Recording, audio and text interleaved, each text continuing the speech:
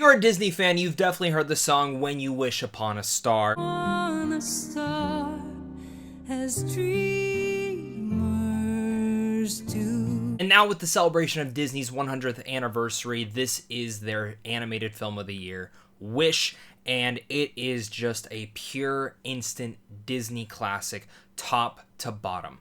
At times maybe formulaic to some, but for me it very much felt like a love letter to the older eras of Disney animation, as well as some of the newer stuff, mixing and formulating a story that follows similar templates that we've seen, but one that just has pure magic gleaming from all sides. And this overall was kind of a surprise for me, because initially I saw some of the artwork and I thought this could be pretty cool, but nothing truly got me too excited. I stayed away from mostly all the trailers, and I just said I'm going to go into this with a very open-minded. And within the first 10 minutes, I was like, oh, this is a solid Disney animated film. And by the end, I had a damn tear in my eye, and I actually felt quite emotional with the way it was. And what I found myself getting into while watching this brand new Disney animated film was sitting in my seat, very much feeling like I was shrinking down and becoming a 5-year-old kid again, watching The Little Mermaid for the first time, watching Lion King for the first time, watching Sleeping Beauty, Snow White, Tarzan, whatever you may say it is, and whichever Disney animated film you grew up on, because there's countless ones I grew up on, there's countless different ones that you probably grew up on. It truly made me feel like I was a kid again, and that's one essence of this film that really gets it right. And I think it's one thing that showcases that adults who are kids at heart will very much find themselves swinging and swooning into this film. And then when they have kids, or if they do have kids and they're able to show them this film, they're going to be just swinging and swooning and smiling at the same time of this all. Wish is that kind of important little film, and one that can only put a smile on your face, and in a way, not to give any pun intended, make you want to wish upon a star. I literally thought about just going out and sitting in my backyard tonight and looking up at the stars, because it just gave you that same magical feeling. But I've been talking enough about Wish without even explaining what the film is about, because Wish will follow a young girl named Asha who wishes on a star and gets a more direct answer than she bargained for when a troublemaking star comes down from the sky to join her. Now this, again, just the voice talent is Ariana DeBose playing Asha, Chris Pine playing Magnifico, Alan Tudyk playing this amazing little goat, and so many more. And again, just pure magic. I loved this movie. I walked out instantly and just had to make plans to definitely go see it next week when it releases on Thanksgiving weekend. And I'm very excited to see your guys' thoughts down below. So make sure to leave your thoughts as well down there. Let me know what is your favorite recent Disney animated film, and what is your favorite Disney animated film of all time. Maybe let's share one that you maybe grew up on the most and why you find it to be so magical. And make sure to also hit that like and subscribe button for more movie content like this over here on a daily basis. I love talking movies, and if you're here, you are absolutely in the right place. As mentioned, I loved a lot about this movie, so let's jump right into the pros. And flat out, first off, I think the voice talent is something to be said here, because I'm a big fan of Ariana DeBose and what she was able to do with him West Side Story, and the same thing goes for Chris Pine, who I think Chris Pine is the most underrated Chris of the four in Hollywood. And primarily starting with Chris Pine, one thing that I've kind of rolled my eyes at on almost every Disney animated film of the last 10 years, I just find that a lot of the villains are very lackluster. Now, maybe there's a couple that I'm just not thinking off the top of my head, but for the most part, very much all of them are surface level, one-dimensional, and honestly just kind of forgettable. But what I really liked about Chris Pine's Magnifico is, you know, going into this that he's probably going to be the villain. You assume that it's going to be this way or that way from the posters, the trailers, some of the clips, and the way that they've discussed it. And watching the movie, I honestly have to say, the way they developed him as a character, while very fast, I actually thought was one of the most touching parts about the entire film. And I don't want to get into spoilers per se on what they do with his character or explain what his motives are, but they actually felt realistic and understanding. And as a villain, you can kind of understand why he would be doing what he was doing. And it wasn't the most clear and obvious answer that I honestly thought they were just going to go with. I truly think the one thing that I was like, had in the back of my head, and I'm like, they're going to do it this way, and I'm going to be like, okay, that's pretty generic, and they never did. It always felt great, and he really did feel like an actual character, so bravo to Disney on the writing for Chris Pine's character, and the voice acting is great. The musical numbers with Magnifico, I mean, he has two standout songs that are both just excellent. But Ariana DeBose does play Asha in here, and she is, in every sort of light, the character you would want to follow in this movie. She's delightful, she's charming, she brings that same sensibility that, of course, you would see from Ariana DeBose in any live-action performance. She infuses that all into her voice performance. And voice performance, I think some people think can just be reading off paper, but it's a lot more than that. I was really impressed with what DeBose was able to do here. And alongside that, with what DeBose was able to create, it's not just the character and the voice that she gives to her. In a way, it is those musical numbers as well. And I keep mentioning how great Magnificos were. All of Aisha's are excellent. I mean, the first one, just the second she starts belting off those numbers, I was all in for it. But there is one song about a star that that's the one. That's definitely the one that got a tear in my eye. And I really love this character of Asha. I thought at first she was going to be kind of just a one-note, one-dimensional character. It's like, oh, cool, DeBose is playing her, but that's about it. And she became so much more, and I really love that. And I think a lot of that does go to DeBose's voice performance. But alongside that, I keep mentioning the songs, and to just talk about the music for 1 second, each song I actually think is pretty memorable.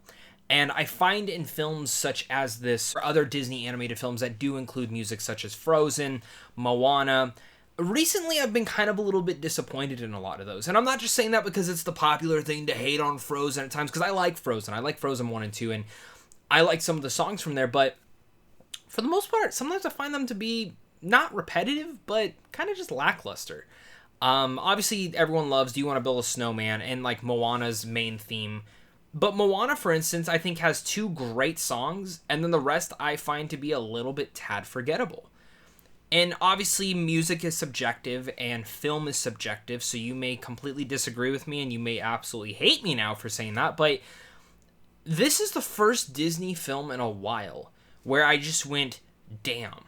All these songs are not just memorable, the set pieces aren't just memorable, but in general, the songs are catchy and great, and not grating to parents' ears. So I can imagine parents will enjoy that. That's probably, it's like the 1,000th time in a row that you've heard it, but I digress. With every other Disney animated film, there always usually is a sidekick to come around here. With Strange World last year with that little pink bubbly dude who's kind of cute. And in this one, we have Valentino, played by Alan Tudyk, who plays the talking goat, and Valentino is just incredible. But if you see in my background, the star, I want thousands of this. I am obsessed with Star. I think Star is, bar none, the best sidekick in any Disney animated film like the last 10 years. That's like that the last 9 years, because Big Hero 6 came out in 2014, and it's almost about 10 years for that, and I love Baymax and the sidekick he is there. But if we're looking at just like true Disney kind of animated films in that style, such as Wish and the other ones that it kind of tributes to, Star is absolutely one of the best Disney sidekicks of all time. And the thing that can be said a lot about Star isn't just because of the animation, which I'm going to talk about the animation in a second. It's actually really much the way that they use it, because Star doesn't talk. Star doesn't make really much any notion of what, but it's the way that they use Star in the situation, and just in the small little detail that Star has to explain what it wants to do. And I just found it to be adorable and cute and absolutely hilarious and awesome. Weirdly emotional, which is one of the things that I think really makes this film so touching at times, and honestly very much make you reflect on what you are. And I think one of the things that I've really liked about most Disney animated films growing up is that there's always this undertone and this thematic that can teach kids. And what I think about Wish is that Wish kind of reminds you that there still is magic out there. Even if it's not quote-unquote real, there is magic in the world. Whether it's just you looking at some beautiful sighting, maybe you go to a national park and see an incredible animal you've never seen before, or a mountain range, or a giant view.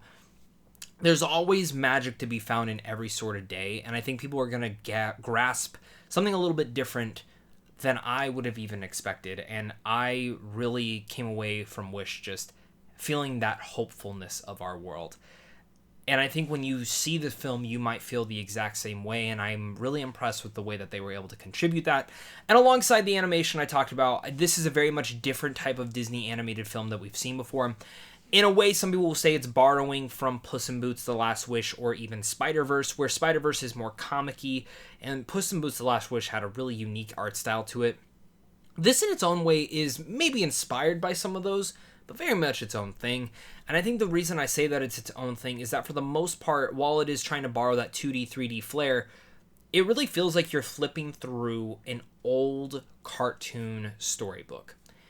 And at first, I'm not going to lie, it took me a second to get really into the view of the animation. It wasn't bugging me per se, but some of it looked a tad bit cheap. Once it finally got into that first musical number, I was really taken into the world and really able to appreciate all the minor details as well as the details on all the characters, and I think that's what really makes it magical.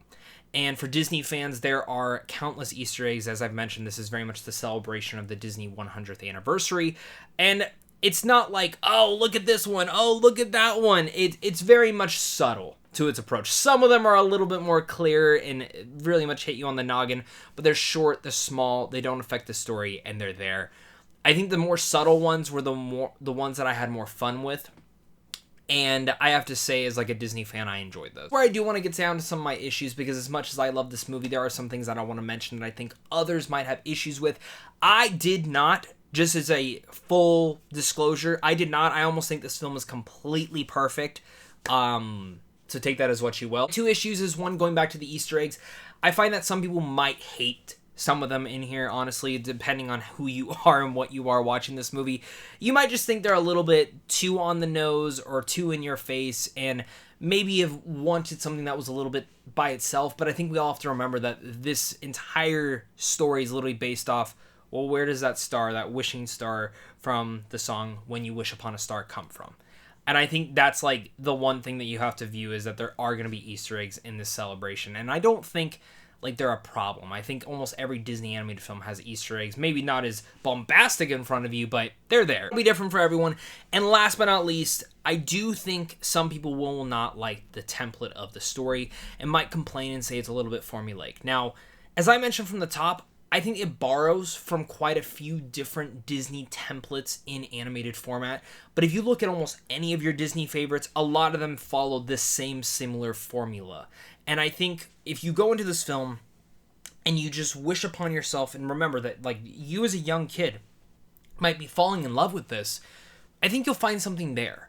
And I think you'll find that child at heart nature that you're wanting. If you don't go in with that and you kind of have more of a downer look on Disney, then this isn't going to be the film for you. And I think you're going to kind of just walk away being like, I didn't really understand what was going on here, and I don't really get all the hype. Honestly, film's subjective, so I would understand that, but I really think the template and the story that they took here was more of a love letter to what Disney has done before, and the way that they can actually mishmash all these different type of templates together to make something that feels special. But yeah, Disney's Wish is a stunning instant Disney classic that won't only put a tear in your eye, but make you believe in magic. A celebration to what had come before from Disney's animation and what will come after. The songs are perfection, and again, Star is one of my new favorite characters in all of Disney animated films, so with all that said, I'm going to give Wish an A. Thank you so much again, guys, for watching this. Make sure to leave your thoughts down below. Hit that like and subscribe. But if you have any fun ideas for Disney animated films this week, please let me know. I'm looking for a couple of fun videos to make over the Thanksgiving holiday. And if you have those, let me know down below. I will not be able to do a ranking of all the Disney animated films. That is way too much, and I should have prepared for that for this, but I messed up. But again, guys, thank you so much again for watching. And of course, until next time, stay classy.